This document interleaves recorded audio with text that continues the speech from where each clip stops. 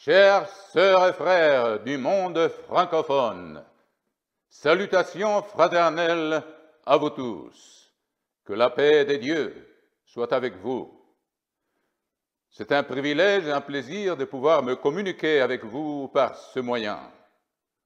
Chères sœurs et frères, je suis sûr que la question que vous vous êtes posée, que nous nous posons tous, face à la crise que le monde entier vit en ce moment, et qu'est-ce que ça veut dire? Que devons-nous faire? Que devons-nous entendre par cette situation? On entend toutes sortes de spéculations, de conspirations, etc. Mais qu'est-ce que cela signifie pour nous, chères sœurs et frères? Que devons-nous? Comment en profiter de cette crise pour apprendre et pour changer ce qu'on doit changer dans nos vies, pour faire face aux événements prophétiques qui s'approchent, chères sœurs et frères? La grande question alors, je crois que vous êtes d'accord avec moi, une façon de répondre à la question « qu'est-ce que cela signifie ?»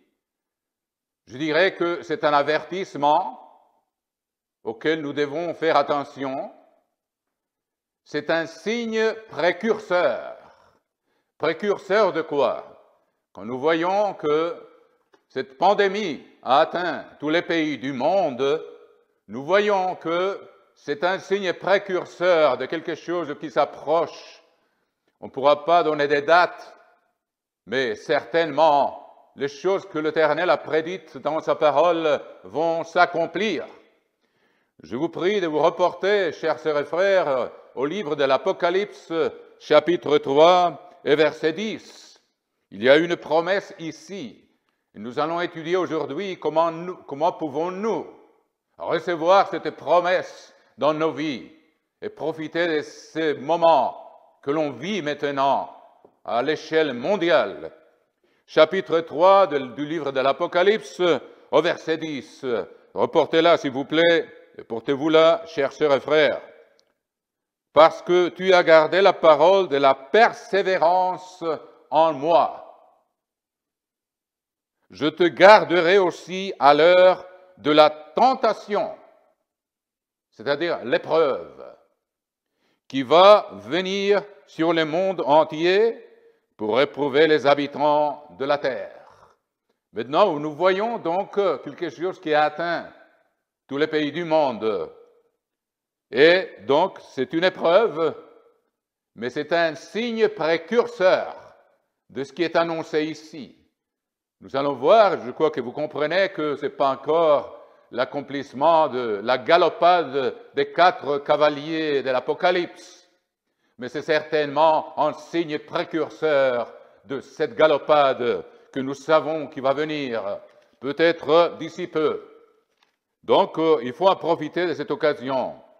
Alors, comment devons-nous faire face à la situation que nous vivons maintenant? Nous devons en profiter, mes amis, pour nous approcher des dieux. Voilà notre seul refuge. Maintenant, la situation n'est pas tellement dure, parce que nous voyons que, bien sûr, il y a le confinement dans nos maisons, mais la nourriture n'a pas manqué. Ce n'est pas un temps de famine à l'échelle mondiale que l'on vit maintenant, ou partiellement, comme nous allons voir, qui va s'accomplir d'ici peu. Donc, disons que nous devons être reconnaissants pour ces fêtes, mais être préparés pour la crise qui viendra après, qui sera pire, qui est beaucoup plus que celle que l'on vit maintenant. Je vous prie de vous rapporter, chers sœurs et frères, au deuxième livre des Chroniques. Deuxième livre des Chroniques, nous allons voir une écriture que, j'en suis sûr que vous avez déjà médité sur ces paroles que Dieu a préservées pour nous ici, chers sœurs et frères. Deuxième livre des Chroniques, chapitre 7 et verset 11. Nous allons lire là, deuxième livre des Chroniques, chapitre 7 et verset 11.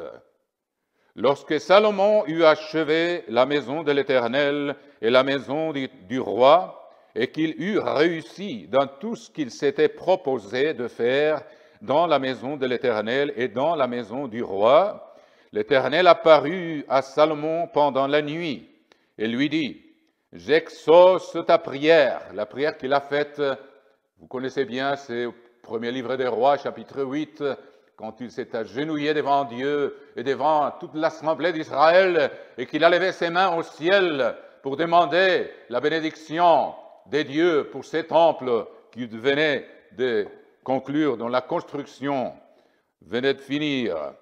J'exauce ta prière et je choisis ce lieu comme la maison où l'on devra m'offrir des sacrifices. Vous voyez, frères et sœurs, cela peut très bien s'appliquer à nous aujourd'hui. Nous sommes la maison des dieux, où l'on offre des sacrifices spirituels. C'est une figure physique, c'était un temple physique, c'était des sacrifices physiques que l'on faisait. Mais maintenant, dans la Nouvelle Alliance, nous voyons que ça prend une dimension spirituelle.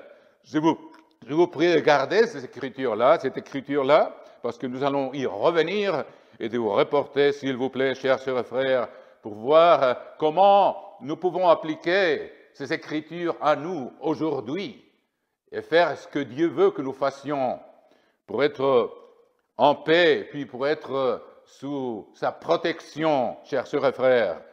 Et reportez-vous, s'il vous plaît, à la première épître de Timothée, chapitre 3 et verset 15. Première épître de Timothée, chapitre 3, verset 15. Lisons, il dit, l'apôtre Paul écrit à Timothée, « Mais afin que tu saches, si je tarde, comment il faut se conduire dans la maison de Dieu. » Et voilà, nous venons de lire ce que l'Éternel a dit à Salomon. Il dit, l'Éternel apparut à Salomon pendant la nuit, lui dit, « J'exauce ta prière et je choisis ce lieu comme la maison où l'on devra offrir des sacrifices. » Et voilà, nous sommes aujourd'hui l'accomplissement de cette figure physique qui atteint une dimension spirituelle pour nous aujourd'hui. Et nous continuons ici donc dans 1 Épître à Timothée, chapitre 3, verset 15. Nous lisons, « Chers sœurs et frères, mais afin que tu saches, si je tarde, comment il faut se conduire dans la maison des dieux. » Voilà, la maison des dieux qui est l'Église dit Dieu vivant, la colonne et l'appui de la vérité. Oh là là, mes amis, quel privilège! Nous sommes l'accomplissement. Le Christ a dit, je ne suis pas venu pour abolir la loi et les prophètes, je suis venu pour accomplir. Et voilà comment s'accomplissent ces paroles dans la Nouvelle Alliance avec l'Esprit de Dieu qui est en nous, qui nous permet de comprendre une dimension merveilleuse de ces Écritures. Et puis, pour confirmer ça, en parlant des sacrifices, je vous prie de vous reporter au chapitre 2 et verset 4 de la première épître de l'apôtre Pierre. Première épître de l'apôtre Pierre, chapitre 2 et verset 4. « Approchez-vous de lui. » Voilà ce que nous devons utiliser notre temps maintenant. Maintenant qu'on est confiné, il faut bien utiliser le temps, pas pour se passer, gaspiller le temps avec le divertissement de ce monde, les abominations de ce monde qui s'ennuie, qui s'amuse. La plupart, chers sœurs et frères, de films et de programmes de télé que l'on voit aujourd'hui, c'est de la pornographie, c'est de la violence, c'est de la sorcellerie. Ce sont toutes des choses que Dieu abomine. Nous ne devons pas laisser que cela pénètre dans nos foyers, dans nos maisons. Nous devons nous écarter du monde. Et nous allons voir d'autres écritures qui nous signalent ça. Mais revenons maintenant, s'il vous plaît, au chapitre 2, verset 4 de la première épître de l'apôtre Pierre, chapitre 2, verset 4. « Approchez-vous de lui, pierre vivante, rejetée par les hommes, mais choisie et précieuse devant Dieu. Et vous-même, comme des pierres vivantes, édifiez-vous pour former une maison spirituelle. Voilà, Dieu parlait à Salomon de cette maison physique, mais ce n'est que la figure d'une maison qu'il allait remplir des gloires, comme dit le prophète Agé. Et donc, il dit, et vous-même, comme des pierres vivantes, édifiez-vous pour former une maison spirituelle, un saint sacerdoce, afin d'offrir des victimes. Si vous voyez, ici par exemple la version Osterwald, il dit pour offrir des sacrifices spirituels agréables à Dieu par Jésus-Christ. Voilà l'accomplissement de cette phrase que nous venons de lire ici maintenant en revenant au deuxième livre des Chroniques, chapitre 7, verset 12. L'Éternel apparut à Salomon pendant la nuit et lui dit, « J'exauce ta prière et je choisis ces lieux comme la maison où l'on devra offrir des sacrifices. » Et nous voici, nous sommes le peuple choisi de Dieu sans le mériter. C'est le Père qui a décidé de nous appeler pour construire cette maison spirituelle pour sa demeure. Et ce bâtiment dont la pierre angulaire, c'est le Christ, pour sa gloire, pour la gloire de Dieu et la gloire du Christ, il nous a appelés à faire partie de cette maison spirituelle et d'offrir des sacrifices qui sont nos prières le matin et le soir. Et même à midi, qu'on faisait des hommes qui étaient aimés par Dieu. David était aimé de Dieu, Daniel était aimé de Dieu. Ils utilisaient leur temps pour être toujours en communication avec l'Éternel, mes amis. C'est ce que nous devons faire maintenant, que nous avons plus de temps.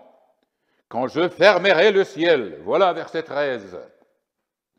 Quand je fermerai le ciel et qu'il n'y aura point de pluie, quand j'ordonnerai aux sauterelles de consumer le pays, et les voilà en Afrique maintenant, chers sœurs et frères, qui consomment des pays et qui détruisent des récoltes, c'est la menace de la famine qui s'abat sur pas mal de pays en Afrique maintenant. Et ça peut arriver n'importe où. C'est arrivé souvent en Australie aussi. Et que, je répète, quand j'ordonnerai aux sauterelles de consumer le pays, quand j'enverrai la peste, voilà, celle que nous voyons ici, cette pandémie que nous témoignons en ce moment historique, c'est la première fois dans l'histoire de l'humanité peut-être où une pandémie atteint chaque nation dans le monde. Donc il dit, j'enverrai la peste parmi mon peuple. Maintenant, ça pourrait être parmi nous aussi. Et heureusement, jusqu'à présent, personne n'est pas encore décédé du peuple des dieux, du peuple choisi. Il y a des parents, des membres de l'Église qui ont été atteints de cette peste, de cette maladie. Mais Dieu a protégé son peuple miraculeusement. Donc il est en train de nous montrer, je ne prétends pas d'expliquer toutes les possibilités qu'on peut, n'est-ce pas, conclure de cette crise que nous vivons, mais c'est certainement de tirer des leçons qui peuvent nous être utiles. Donc, il dit, quand je fermerai le ciel, verset 13, qu'il n'y aura point de pluie, quand j'ordonnerai aux sauterelles de consumer le pays, c'est la famine, pas de pluie et sauterelles, mes amis, c'est un mal sur l'autre qui s'abattra d'ici peu. C'est écrit dans Joël, il y aura des sauterelles. Puis ce sont des choses qui s'approchent, donc il faut nous préparer. Quand j'enverrai la peste parmi mon peuple, si mon peuple, verset 14, mon peuple, et voilà que l'apôtre Pierre dit que nous sommes maintenant le peuple de Dieu, chers sœurs et frères, encore pour voir que ces Écritures ont un accomplissement devant nos yeux à présent. Comme il l'a dit au chapitre 2, verset, on a lu ces versets de l'épître de l'apôtre Pierre. Il dit, au verset 9, premier épître de Pierre, je suis en train de voir ces Écritures avec vous pour vous montrer, chers sœurs et frères, qu'il y a un accomplissement très significatif pour nous. Chapitre 2, verset 9 de la première épître de l'apôtre Pierre. Vous, au contraire, vous êtes une race élue, un sacerdoce royal, une nation sainte, un peuple acquis, afin que vous annonciez les vertus de celui qui vous appelait des ténèbres à son admirable lumière. Vous qui autrefois n'étiez pas un peuple et qui maintenant êtes le peuple de Dieu, vous qui n'aviez pas obtenu miséricorde et qui maintenant avez obtenu miséricorde. Donc voyons que chacune de ces paroles que nous voyons est une figure d'un accomplissement que nous vivons, duquel nous sommes partis maintenant. Revenons au deuxième livre des Chroniques, chapitre 7, verset 14. Si mon peuple, voilà, nous sommes ce peuple, nous ne le méritons pas. Dieu nous a fait ce peuple. Parmi ceux qui sont des descendants d'Abraham, comme il y en a, bien sûr, et puis les autres que Dieu a ajoutés, comme les branches de l'olivier sauvage qui vient greffer dans l'arbre, dans l'olivier d'Israël, et nous sommes tous comptés comme des descendants, chers sœurs et frères. Si mon peuple sur qui est invoqué mon nom, quel est le nom de Dieu? Quel est le nom de l'Église de Dieu d'après les Écritures? Église des dieux, Église du Dieu vivant. Voilà, ça s'applique parfaitement à nous autres aujourd'hui. Si mon peuple qui est invoqué, sur qui est invoqué mon nom, l'Église des dieux, l'Église du Dieu vivant, le nom de Dieu est invoqué sur nous, chers sœurs et frères. Nous devons accepter ça avec humilité, mais c'est la vérité. Et puis, si mon nom s'humilie, voilà, il y a 4 choses que Dieu demande et dont nous devons profiter maintenant en cette occasion où Dieu nous donne un signe précurseur des choses qui viendront, que nous aurons le temps de voir un peu plus tard, de ce qui s'approche, chers frères. Si mon peuple sur qui est invoqué mon nom s'humilie, prie, s'humilie, numéro 1, 2, prie, 3, et cherche ma face, 3, et s'il se détourne de ses mauvaises voies. Voilà 4 choses, chers frères, que nous devons faire. Nous allons analyser un petit peu chacune de ces conditions. La toute première, c'est si mon peuple sur qui est invoqué mon nom s'humilie. C'est dirigé à nous. Il s'humilie et prie. 2, cherche ma face. 3, et se détourne de ses mauvaises voies. J'exaucerai des cieux, je lui pardonnerai son péché et je guérirai son pays. Voilà, chers sœurs et frères. Mes yeux seront ouverts désormais et mes oreilles seront attentives à la prière faite en ce lieu. Ces lieux maintenant, c'est l'Église des dieux, l'Église du Dieu vivant, partout où les membres sont même éparpillés dans le monde entier. Et les voilà, nous sommes dans l'esprit un corps que Dieu est en train de perfectionner pour être l'épouse du Christ. Voilà quel privilège. Donc, il dit, si mon peuple s'humilie, l'humilité est la toute première condition, mes chers sœurs et frères. L'humilité n'est que la réalité de ce que nous sommes. Voilà. Donc, pour nous approcher de Dieu, et lisons par exemple à l'épître de Jacques, s'il vous plaît. Vous le reportez à l'épître de Jacques, chers sœurs et frères. Épître de Jacques, chapitre 4, s'il vous plaît. Épître de Jacques, chapitre 4. Voilà l'exhortation que Dieu nous donne par l'intermédiaire de son serviteur. Il dit ici, chapitre 4 de l'épître de Jacques, verset 6. Il accorde au contraire une grâce plus excellente. C'est pourquoi l'Écriture dit, Dieu résiste aux orgueilleux, mais il fait grâce aux humbles. Dieu résiste aux orgueilleux, donc pour nous approcher de Dieu, il dit la première chose, il l'a communiqué à Salomon et à nous maintenant, c'est de nous humilier, n'est-ce pas? D'être bien conscients du fait que nous avons tous péché, mes amis. Il n'y a pas d'homme qui puisse se justifier à la présence de Dieu. Donc, la toute première chose, il dit, il accorde une grâce plus excellente, c'est pourquoi l'Écriture dit, Dieu résiste aux orgueilleux, mais il fait grâce aux humbles. Soumettez-vous donc à Dieu, résistez au diable, voilà, soumettez soumettez-vous donc à Dieu. Résistez au diable. Les tentations ne manquent pas, surtout quand on est confiné comme ça, de vouloir avoir le divertissement du monde, qui est une abomination à Dieu, de se maintenir, de se garder éloigné de ça, chers sœurs et frères, de fuir, de le détester. La crainte de l'Éternel, c'est la haine du mal. Il faut haïr le mal, chers sœurs et frères, pour vraiment nous approcher de Dieu de tout notre cœur. Donc il dit, soumettez-vous donc à Dieu, résistez au diable. Celui qui veut venir après moi, dit le Christ, qu'il se renie lui-même, qu'il prenne sa croix et qu'il me suive. Il faut crucifier tout ce qui est le péché qui règne dans le monde.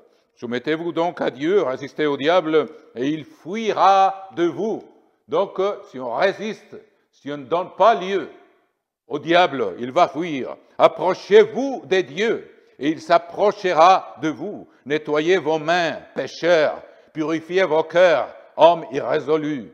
Sentez votre misère, soyez dans les deuils et dans les larmes, que votre rire s'échange en deuil et votre joie en tristesse. Humiliez-vous devant le Seigneur et il vous élèvera. Voilà, l'humilité est essentielle. L'apôtre Pierre aussi, au chapitre 5 de sa première épître, il répète ce principe qui vient du livre des Proverbes, chapitre 5, verset 5 de la première épître de Pierre.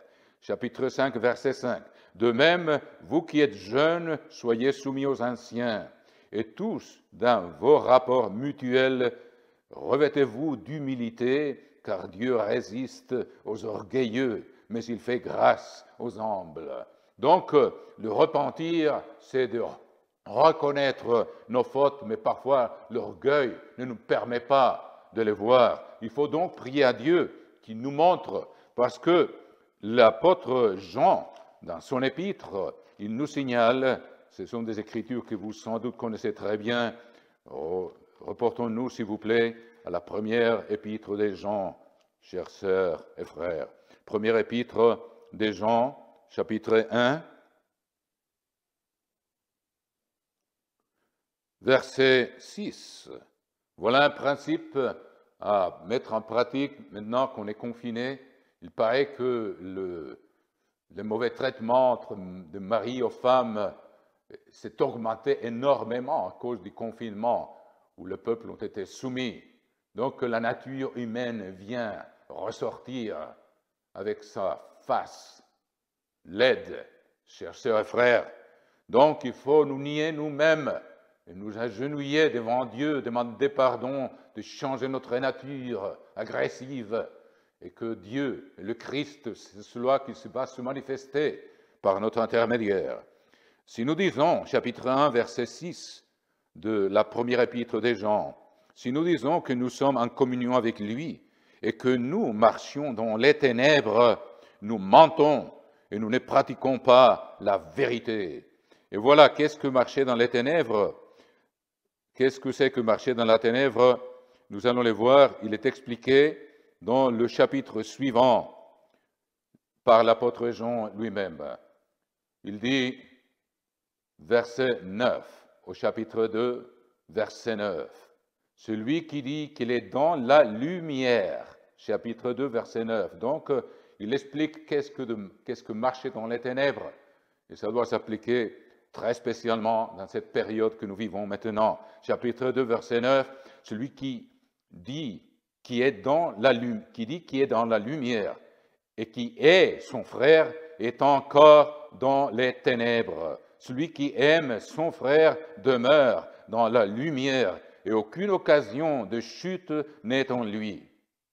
Mais celui qui est son frère est dans les ténèbres. Il marche dans les ténèbres et il ne sait où il va parce que les ténèbres ont aveuglé ses yeux. C'est essentiel pour être en communication avec Dieu d'être en paix, en bonne communication, en harmonie les uns avec les autres. Autrement, il y a un obstacle qui se dresse entre nous et Dieu si on n'est pas en paix avec nos frères, si nous n'avons pas l'humilité de demander pardon quand nous avons offensé et nous n'avons pas l'humilité de pardonner quand on a été offensé. Tous les deux demandent de l'humilité. Et Dieu, il regarde ça. Autrement, nous ne pouvons pas nous approcher de Dieu.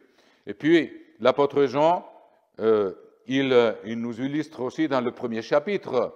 Il dit, au verset 8, chapitre 1, verset 8 du premier chapitre de l'épître des Jean, première épître des Jean, chapitre 1, verset 8, « Si nous disons que nous n'avons pas de péché, nous nous séduisons nous-mêmes. Et la vérité n'est point en nous.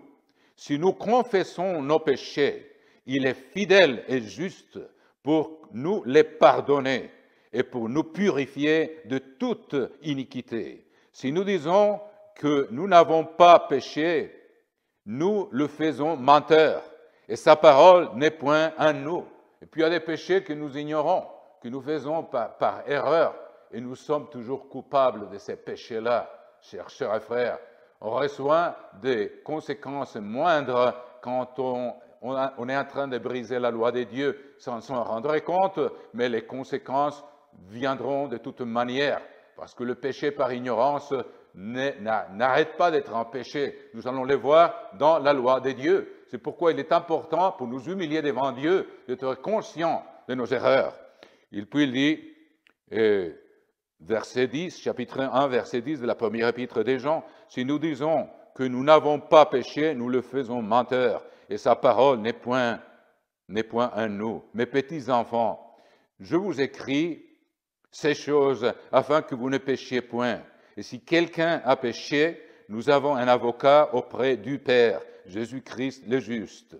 Il est lui-même une victime expiatoire pour nos péchés, non seulement pour les nôtres, mais aussi pour ceux du monde entier. » Alors voilà, donc je vous montrais dans les Écritures, chers sœurs et frères, c'est l'orgueil qui nous empêche de voir nos péchés. C'est l'orgueil. Par exemple, lisons ici, je vais utiliser la version Osterwald parce qu'il y a une traduction qui est plus exacte, plus précise du psaume 19. Je vous invite à vous reporter, s'il vous plaît, au psaume 19 pour que nous voyions un principe essentiel pour nous examiner maintenant que la semaine de pain sans levain vient de finir. Il faut continuer dans cette attitude, toujours, chers sœurs et frères. Au chapitre 19, je vous lis dans la version Osterwald parce que je vois que la version Louis II n'est pas correcte dans cette traduction. Au chapitre 19, il dit du livre des psaumes, chapitre 19, il dit au verset 13, chapitre 19, verset 13, « Qui connaît ses fautes commises par erreur ?» Il y a des choses que nous commettons, nous ne savons pas. « Pardonne-moi mes fautes cachées. » Il demande à Dieu de pardonner ses péchés dont il n'est pas conscient de certains péchés. « Préserve aussi ton serviteur des péchés d'orgueil. » La version que vous avez, la plupart d'entre vous, c'est la version Louis II, il dit « des hommes orgueilleux ». Les hommes orgueilleux ne sont pas la cause de nos péchés. Nous sommes responsables, nous autres, pour nos péchés, pas les hommes orgueilleux. Donc c'est une traduction qui n'est pas correcte. Ici, elle est correcte, il dit « préserve aussi ton serviteur des péchés d'orgueil ». Ce n'est pas des hommes orgueilleux, des péchés d'orgueil. C'est le premier péché qui a été commis dans l'histoire de l'univers par Satan, par Lucifer. C'est un péché d'orgueil, il s'est mis à la place des dieux. Il a transgressé le premier des commandements des dieux. Et la loi des dieux est éternelle, elle existait déjà à l'époque. Le psaume 111 nous dit que la loi des dieux est éternelle et reflète son caractère, et Dieu est éternel.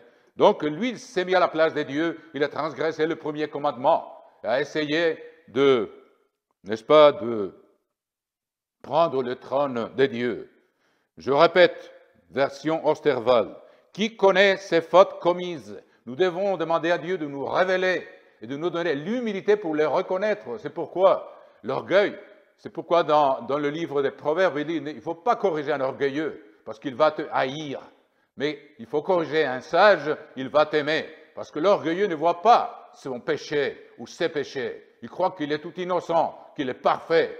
Et quand on lui dit ou on mentionne ses péchés, il nous haït parce qu'il croit que nous, on est en train d'inventer des histoires. Donc la sagesse nous dit, il ne faut pas les corriger, n'est-ce pas? Mais ici, nous autres devons demander à Dieu de nous corriger et de nous montrer les choses que nous ignorons pour pouvoir nous approcher de lui et les confesser en toute humilité devant lui. Qui connaît ses fautes commises par erreur, pardonne-moi mes fautes cachées. Verset 14, encore version Osterwald. Préserve aussi ton serviteur des péchés d'orgueil, qu'il ne domine point sur moi. Alors je serai intègre et innocent des grands péchés. Voilà, chers sœurs et frères. Donc, regardons pour un moment dans le livre du Lévitique et savoir que nous devons demander à Dieu de nous montrer les choses que nous faisons par erreur. Reportez-vous, s'il vous plaît, au chapitre 5 du livre de Lévitique, au verset 17. Chapitre 5 du Lévitique, au verset 17. Et nous voyons cette loi que l'Éternel, que le Christ n'est pas venu abolir.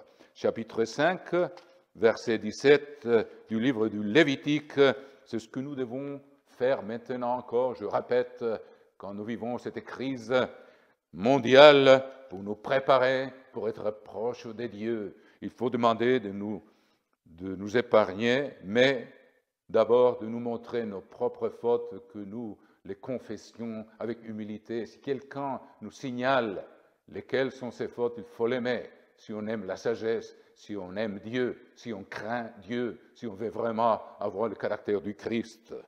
Au chapitre 5, verset 17, lisons ici.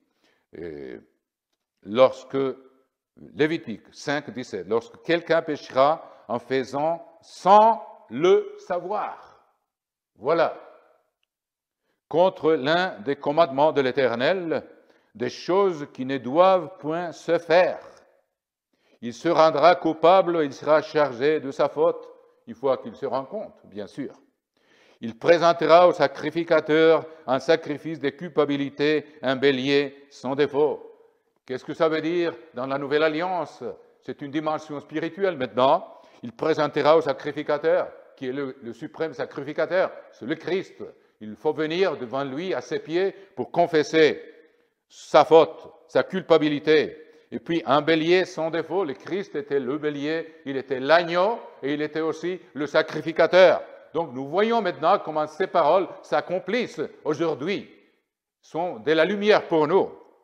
Donc il dit, il se présentera au sacrificateur, nous nous présentons au Christ, comme nous venons de le lire dans l'épître des Jean, pour confesser nos péchés, en sacrifice de culpabilité, un bélier, et puis le bélier c'est l'agneau, c'est le Christ lui-même, sans défaut, c'est le Christ lui-même, pris du troupeau d'après ton estimation. Et le sacrificateur fera pour lui l'expiation. Le Christ, donc, nous avons un avocat, nous venons de le lire dans la première épître des Jean, il fera pour lui l'expiation, il va être notre intercesseur devant la présence du Père, il fera pour lui l'expiation de la faute qu'il a commise sans le savoir. Et nous sommes toujours coupables. Et puis il dit, et il lui sera pardonné. C'est un sacrifice de culpabilité. Verset 19. Cet homme s'était rendu coupable envers l'Éternel. Voilà. Même quand on ne sait pas, on est coupable. Le Christ, il explique dans, je crois que c'est Luc 14, quand on ne sait pas qu'on fait des fautes, qu'on pêche, qu'on transgresse la loi de Dieu, il y a toujours des conséquences. Il y en a moins, mais on subit les conséquences, chers sœurs et frères. Donc voilà un panorama pour nous examiner, pour nous humilier devant Dieu, pour confesser nos fautes. Il y a beaucoup d'écritures là qu'on peut lire de que nous ne pouvons pas nous justifier par nous-mêmes devant Dieu et que nous péchons encore. Si on dit qu'on ne le fait pas, on est des menteurs. Donc voilà la première condition. Et je vous donne quelques écritures là, mes chers sœurs et frères, pour les mettre en pratique. Donc Dieu, il dit, si mon peuple s'humilie, parce que nous allons voir, c'est que le futur, c'est qui s'approche sur nous, chers frères et frères, on profite de cette occasion pour s'humilier devant Dieu. On continue dans le chapitre 7 des Chroniques, quand Dieu dit, et si mon peuple, au verset 14, deuxième épître, deuxième livre des Chroniques, chapitre 7, verset 14, si mon peuple sur qui est invoqué mon nom, nous l'avons déjà vu, l'Église du Dieu vivant, on invoque son nom sur cette Église qui est son peuple, s'humilie. Voilà, pour s'humilier, je vous donne quelques écritures qui nous servent. Dieu résiste aux orgueilleux, donc il donne sa grâce aux humbles. De l'orgueilleux, il ne reconnaît pas ses fautes, l'humble, il les reconnaît et il demande Dieu de lui montrer ses fautes cachées, comme nous l'avons vu dans le psaume 19. Voilà ce que nous devons faire donc maintenant, chers sœurs et frères. Et puis il dit, s'il prie et cherche ma face. Donc, nous voyons, nous avons un exemple de prière merveilleux, chers sœurs et frères, un exemple de prière dans le livre de Daniel, au chapitre 9. Reportez-vous là, s'il vous plaît, mes chers sœurs et frères, où il combine tout ce que Dieu est en train de demander, s'humilier, prier, chercher sa face. Chapitre 9 du livre de Daniel, pour voir la deuxième condition que Dieu nous donne pour nous approcher de lui et pour avoir son pardon et pour être épais pour la crise qui s'approche. La première année de Darius, fils d'Assuérus, Daniel 9, verset 1, de la race des Mèdes, lequel était devenu roi du royaume des Chaldéens, la première année de son règne, moi, Daniel, je vis par les livres qu'il devait s'écouler 70 ans pour les ruines de Jérusalem, d'après le nombre des années dont l'Éternel avait parlé par Jérémie le prophète. Et puis nous allons voir dans Jérémie le prophète que Dieu dit que, et puis c'est une prophétie que Daniel accomplit. Pour trouver Dieu, mes amis, ce n'est pas une recherche superficielle. Il faut le chercher de tout notre cœur et de toute notre âme. Donc, on le rencontre. Et nous allons voir ça maintenant, exemplifié ici par Daniel. Donc, je vous prie de mettre, n'est-ce pas, de garder cette page-là du chapitre 9. Et nous allons voir quelques écritures où Dieu met comme condition pour vraiment s'approcher de lui. Et les conditions, nous allons voir au chapitre 4 du livre du Deutéronome, chers sœurs et frères. Chers sœurs et frères, au chapitre 4 du livre du Deutéronome, verset 28, quand il dit de la déportation de l'exil d'Israël, il dit au verset 29, « C'est de là aussi que tu chercheras l'Éternel. » Ce que nous devons faire maintenant, si nous voulons vraiment prendre cette occasion de tirer tout l'avantage possible, il dit, nous devons donc appliquer ce principe. C'est de là aussi, chapitre 4, verset 19, que tu chercheras l'Éternel ton Dieu et que tu le trouveras si tu le cherches de tout ton cœur et de toute ton âme. Voilà. Et puis au chapitre 32 du Deutéronome, Dieu répète ces conditions. Nous devons nous examiner, parce que le premier commandement, c'est d'aimer Dieu de tout son cœur, de toute son âme, de tout son esprit, de toute sa force. Est-ce que c'est un commandement? Est-ce que nous sommes en train de l'appliquer? Nous sommes en train de l'obéir? Voilà, il faut nous examiner, mes amis, dans ce monde plein de distractions, mes amis, des distractions qui sont pécheresses, n'est-ce pas, qui nous invitent au péché, dans un monde qui nous inonde partout. Il veut nous envahir de tous côtés pour nous éloigner de Dieu, mes amis. Donc, au chapitre 32, je crois que c'est du Deutéronome, je vous donne l'écriture pour que vous le gardiez, c'est très important. Autrement, on ne obéit pas le premier commandement, et si on n'obéit pas le premier commandement, on ne trouve pas Dieu, on n'a vraiment pas une communication avec lui comme il veut que nous l'ayons. Chapitre 32, verset chapitre 32 de Daniel, c'est ça? Je ne trouve pas l'écriture là maintenant, mes amis. Chapitre 32 ou 31 de Daniel. Il dit, de toute façon, il dit, vous me chercherez et vous me trouverez si vous me cherchez de tout votre cœur et de toute votre âme. Et le voilà encore, si vous reportez au chapitre 27 de Jérémie, qui était la condition que Dieu a mise pour que le peuple puisse retourner. Et puis un homme qui a accompli les conditions, c'est Daniel. C'est à cause de sa prière donc que Dieu a permis le retour du peuple qui avait été exilé de Jérusalem et de la région de Judée par Nebuchadnezzar, pour qu'il puisse retourner au bout des 70 ans de la domination de Babylone sur tous ces territoires là-bas. Il dit, au chapitre 29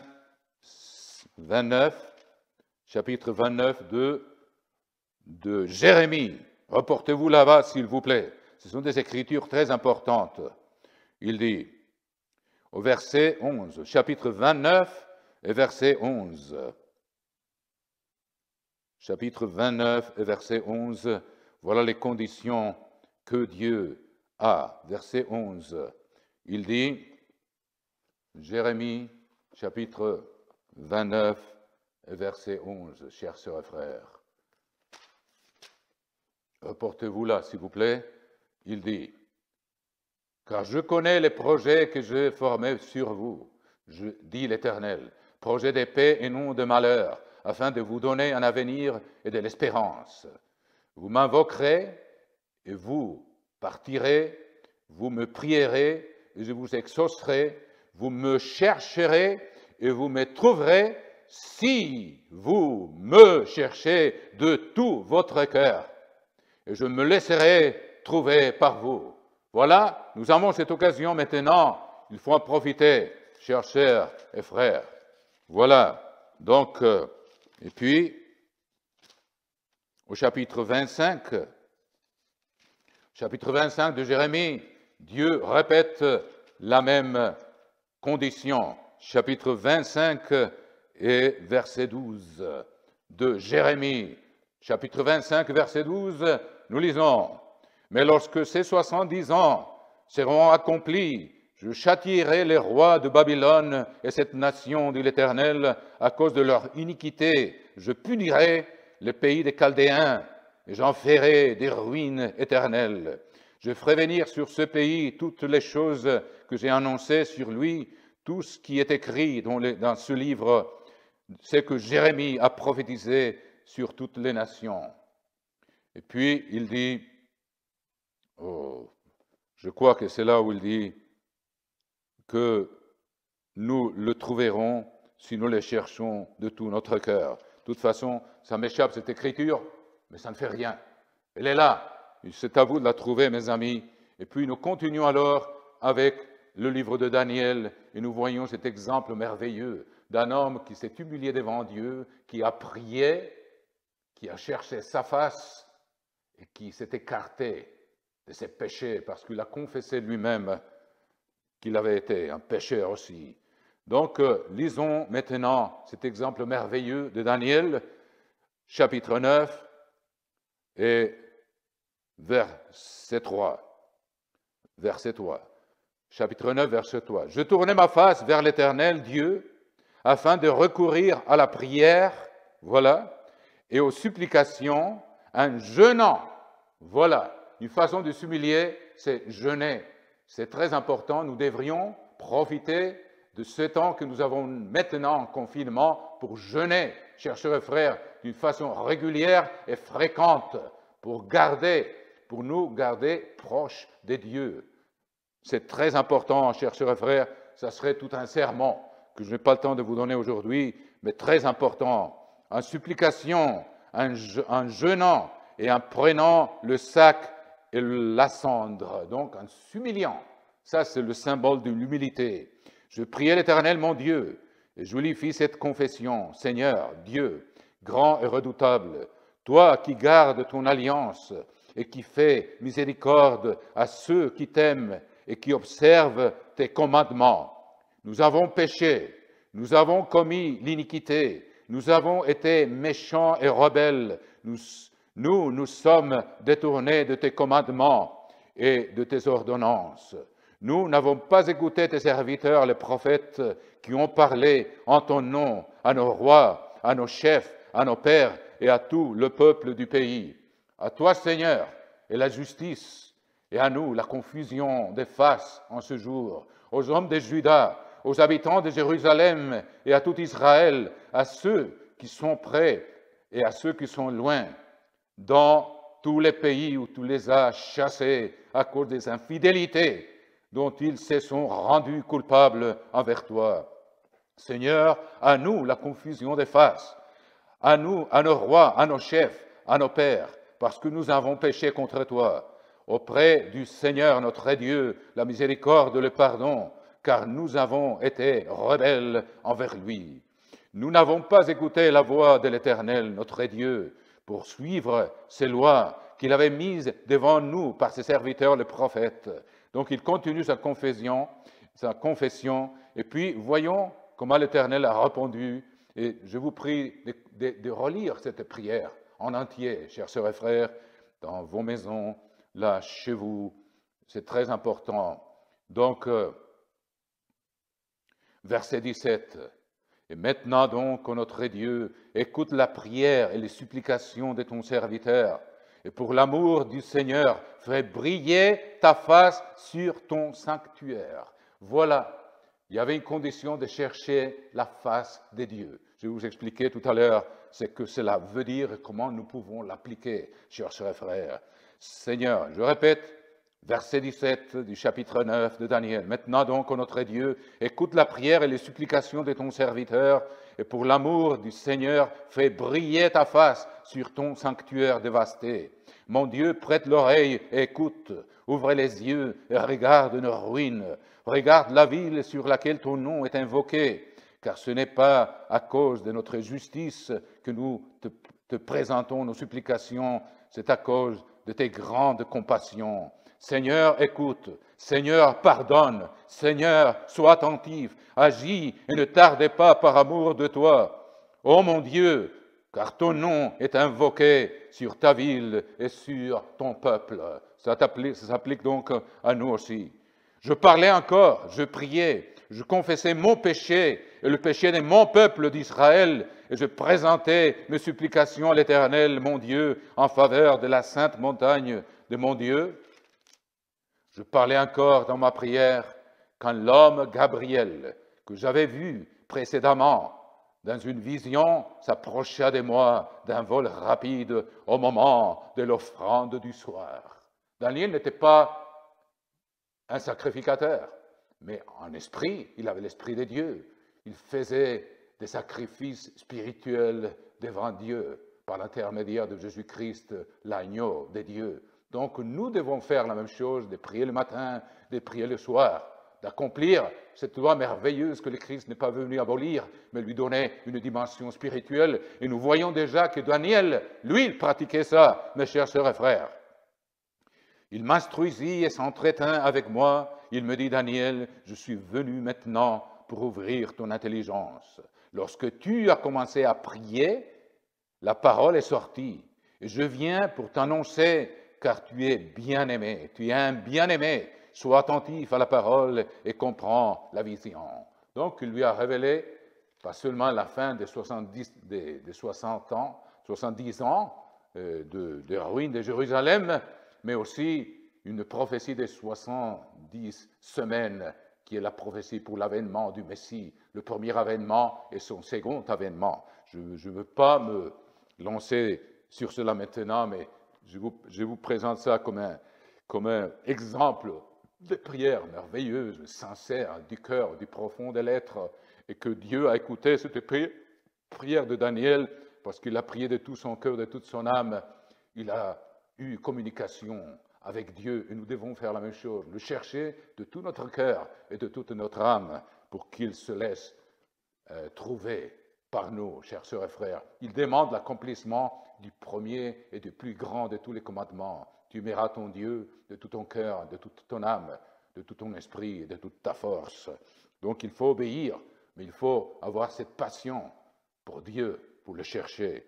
Donc il dit aussi que s'il cherche sa face, qu'est-ce que ça veut dire, chers sœurs et frères? Nous allons voir quelques exemples rapidement pour voir comment nous pouvons nous approcher de Dieu, de chercher la face de Dieu. Pourquoi il parle de ça? L'apôtre Paul, il parle du fait que nous aussi, nous pouvons voir la face de Dieu. Je vous prie de vous reporter à la première épître des Corinthiens, chapitre 13, première épître des Corinthiens, chapitre 13, et puis verset 12.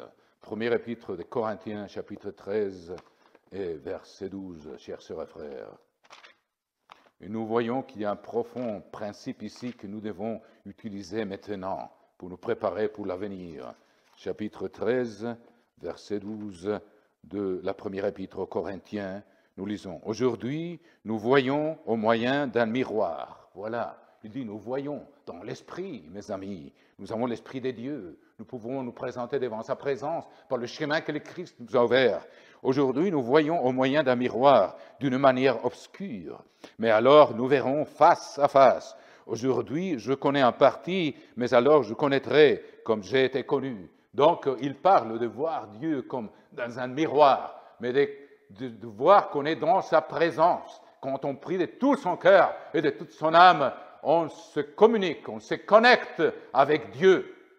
On peut le savoir dans l'esprit, qu'on est connecté avec lui quand notre prière n'est pas superficielle, mais elle vient du fond de l'être. C'est la meilleure façon, donc, de nous préparer pour l'avenir, chers sœurs et frères, de prier comme ça. Donc, nous allons voir dans le livre des psaumes comment le thème de la face des dieux, il revient tout au long du livre. Nous allons voir, par exemple, ici, au chapitre 27 du livre des psaumes. Je vous prie de vous reporter là, s'il vous plaît, chers sœurs et frères, pour entendre qu'est-ce que Dieu veut dire par ce principe de chercher sa face. Chapitre 27, il y a pas mal de références à ce principe profond et merveilleux, mais je vous prie de faire attention maintenant, chapitre 27, et quand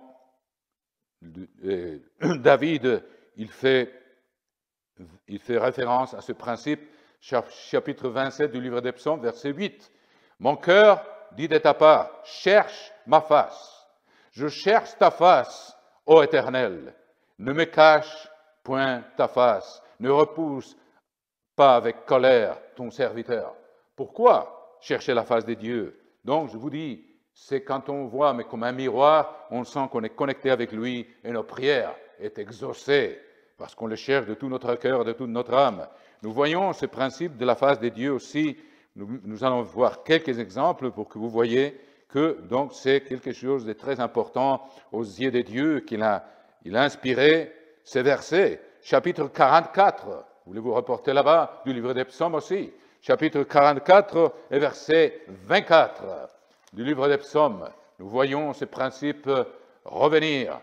Chapitre 44, verset 24 du livre des psaumes, il dit « Réveille-toi, pourquoi dors-tu, Seigneur?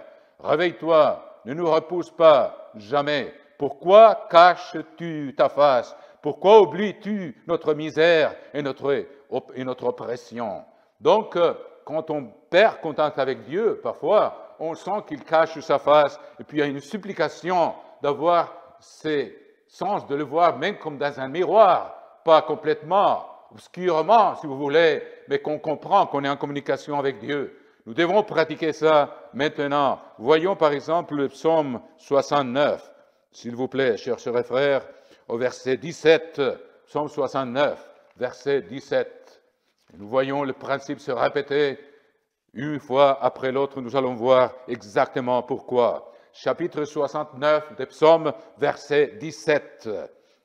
69. « Exauce-moi, Éternel, car ta bonté est immense. Dans tes grandes compassions, tourne vers toi les regards. » Verset 18. « Et ne cache pas ta face à ton serviteur, puisque je suis dans la détresse. À toi de m'exaucer. » Donc, d'avoir cette perception spirituelle qu'on est connecté avec Dieu, avec sa face. Et puis, voyons encore le psaume 80. Vous allez voir que le thème se répète, et puis je ne le cite pas tous, mais je vous donne des exemples, vous allez voir que c'est un principe énorme de profondeur qui est important pour Dieu et que ses serviteurs qui l'ont connu intimement l'ont pratiqué. Chapitre 80 du livre des psaumes. Au verset 3, il dit, devant Éphraïm, Benjamin et Manassé, réveille ta force et viens à notre secours. Ô Dieu, relève-nous, fais briller, verset 4, fais briller ta face et nous serons sauvés. Chapitre 4 et chapitre 80, verset 4 du livre des Psaumes. Maintenant, regardez le verset 7, quoique le verset parfois change dans la version Louis II. Il dit, car tu fais de nous un objet de discorde pour nos voisins, et nos ennemis s'éraillent de nous. Dieu des armées, relève-nous, fais briller ta face, et nous serons sauvés. Et puis, finalement, au verset 19, à la fin du psaume, il répète encore ce principe. Chapitre 80, verset 20 du livre des psaumes, 80, verset 20, Éternel Dieu des armées, relève-nous, fais briller ta face et nous serons sauvés. Pourquoi c'est important? Nous allons le voir maintenant dans la deuxième épître aux Corinthiens, où l'apôtre Paul revient sur ces sujets, chers sœurs et frères. Chapitre 3 de la deuxième épître aux Corinthiens. Et lisons, s'il vous plaît, je répète, deuxième épître aux Corinthiens, chapitre 3, verset 18. Il dit, nous tous, qui, les visages découverts, contemplons comme dans un miroir la gloire du Seigneur, nous sommes transformés en la même image des gloires en gloire, comme par le Seigneur, l'Esprit, ou comme c'est écrit dans d'autres versions, comme par l'Esprit du Seigneur. Donc je répète ce verset, il est d'une importance fondamentale. Verset 18 du chapitre 3 de la deuxième épître aux Corinthiens. Nous tous, qui le visage découvert, contemplons comme dans un miroir la gloire du Seigneur. Nous sommes transformés en la même image des gloires en gloire, comme par l'Esprit du Seigneur. Je mal traduis ici, comme par l'Esprit du Seigneur, par le Seigneur, l'Esprit, enfin, c'est l'Esprit du Seigneur qui nous transforme, mais il faut avoir cette communication avec Dieu. Quand il n'y a pas de prières de tout son cœur et de toute son âme, il n'y a pas de croissance spirituelle. Il y a des gens qui ont passé des années dans l'Église, mais ils ne prient pas. Ils n'ont pas vraiment une communication profonde avec Dieu. Il n'y a pas de croissance. Il n'y a pas cette transformation dont l'apôtre Paul dit, il dit, nous sommes transformés en la même image, de gloire en gloire. Je me souviens, quand j'habitais en Californie, dans les montagnes, il y avait beaucoup d'orangers et d'autres arbres de citrus. Et puis, je voyais les oranges, comment elles se transformaient peu à peu quand elles recevaient la lumière du soleil de la Californie. Chers frères, d'abord, elles étaient toutes vertes, des oranges vertes et dures, n'est-ce pas? Il n'y avait pas de parfum qui venait d'elles, mais peu à peu, elles se transformaient, elles changeaient de couleur. Elles changeaient de couleur peu à peu, presque la même couleur du soleil qui rayonnait sur ces fruits. Et puis, elles se transformaient et la lumière s'est transformée en sucre au-dedans de ces fruits. C'est comme l'Esprit de Dieu nous transforme et nous donne la douceur de l'Esprit, de l'humilité, cet attribut du don de Dieu que le Christ avait. Il a dit, apprenez de moi qui suis doux et humble de cœur. Et je voyais ces oranges se transformer et la lumière qui rayonnait du soleil comme celle qui rayonne en nous de la face de Dieu. Elle transformait ses fruits comme elle peut nous transformer en nous, dans des gens qui deviennent une bénédiction pour les autres parce qu'il y a une transformation du cœur.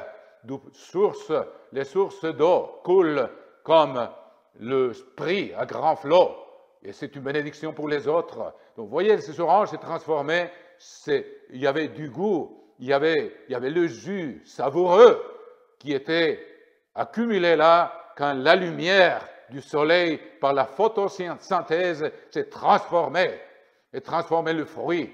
Il devenait d'une couleur très belle, il était rempli de jus, délicieux et savoureux. C'était une transformation parce que c'était sous la lumière physique du soleil, et nous devons être sous la lumière spirituelle de celui qui a créé le soleil, dont la face rayonne comme le soleil dans toute sa force, comme l'apôtre Jean l'a vu et comme ses disciples Pierre, Jean et Jacques l'ont vu sur la montagne où le Christ s'est transfiguré. Et il nous transforme parce qu'on développe un rapport intime avec lui en accomplissant le plus grand de tous les commandements, en cherchant sa face de tout notre cœur et de toute notre âme. C'est ça ce que nous devons être en train de faire maintenant.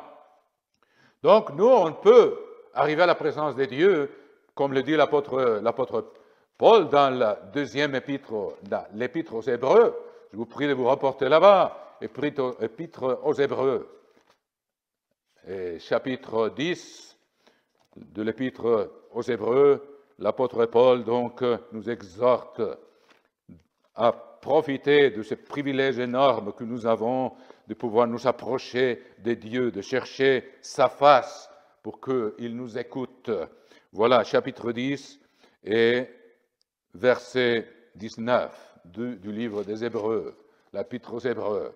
Ainsi donc, frères, puisque nous avons, au moyen du sang de Jésus, une libre entrée dans le sanctuaire, par la route nouvelle et vivante qu'il a inaugurée pour nous, au travers du voile, c'est-à-dire de sa chair, et puisque nous avons un souverain sacrificateur établi sur la maison de Dieu, nous autres, la maison de Dieu, approchons-nous avec un cœur sincère, dans la plénitude de la foi, le cœur purifié d'une mauvaise conscience et le corps lavé d'une eau pure. Retenons fermement la profession de notre espérance, car celui qui a fait la promesse est fidèle. Veillons les uns sur les autres pour nous exciter à la charité et aux bonnes œuvres.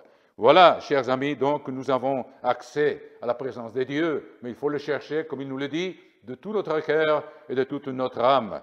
C'est pourquoi, je vous dis encore, le dernier principe, ce n'est pas le dernier, mais qui peut nous servir dans les psaumes 119, chers sœurs et frères.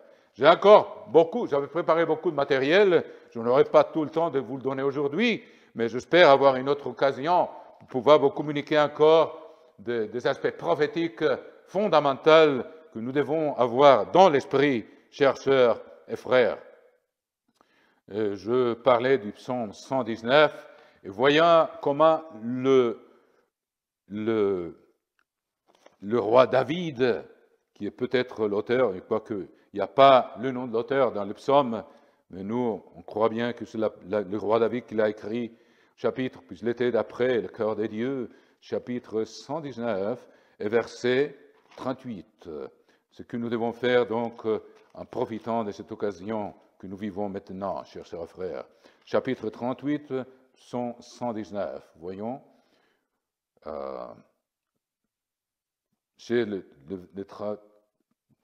chapitre 38, voyons ce que dit.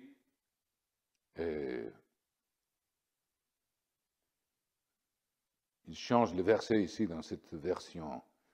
58, s'il vous plaît, excusez-moi. Voilà, c'est correct. 119, chapitre 58. Je t'implore de tout mon cœur, aie pitié de moi selon ta présence, ta promesse. C'est dommage, ce n'est pas bien traduit. Il y a d'autres versions, j'en ai vérifié plusieurs, il dit « J'implore ta présence », ça veut dire ta face, de tout mon cœur.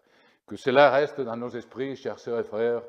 Profitons donc de cette occasion que Dieu nous donne de nous approcher de lui et de nous préparer pour ce que l'avenir, ce que nous savons qui va venir sûrement sur toute la terre. J'aurai l'occasion de vous présenter un panorama prophétique dans la prochaine occasion qui sera extrêmement important parce que la vision nous permet ou nous stimule à garder la loi de Dieu. Que l'Éternel soit avec vous et que la paix de l'Éternel soit toujours avec vous. À bientôt, chères sœurs et frères.